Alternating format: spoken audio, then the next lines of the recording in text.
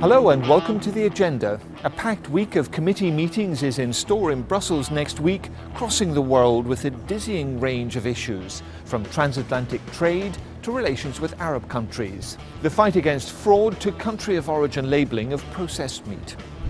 This last one is close to Europeans who eat gigantic amounts of bacon, burgers and sausage, but who more and more want to know exactly where it's coming from, the more so after the horse meat scandal. A vote takes place at the Environment Committee on Wednesday. TTIP, the Transatlantic Trade and Investment Partnership, is in the spotlight also on Wednesday when the International Trade Committee discusses recommendations for Commissioner Cecilia Malmström to take to the negotiating table, this for the first time. The results of a public consultation on what's known as investor-state dispute resolution will also be discussed.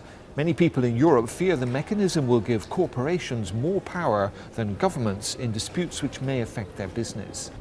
The Secretary-General of the Arab League, Nabil Al-Arabi, is due here for an exchange of views on Tuesday. Coming almost 2 weeks after the Charlie Hebdo attacks in Paris, it's likely to focus on, among other issues, ways of combating extremism here in Europe and in the Arab world.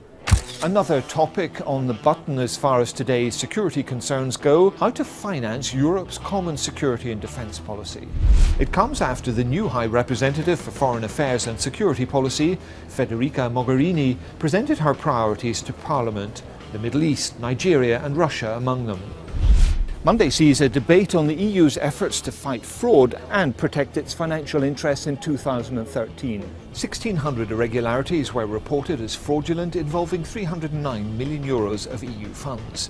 Much takes place in the distribution of EU cohesion and agricultural funds. 3 students who took part in a European youth event on the future of Europe in 2013 are coming back to discuss their conclusions and proposals with MEPs. That's on Tuesday and Thursday. And make way for any of many delegations from Latvia, which took over the EU's rotating presidency in January and whose ministers will be swinging by many committees to explain their targets in the next 6 months. All focused on Latvia's 3 big E's: competitive Europe, digital Europe and engaged Europe. Have a good week.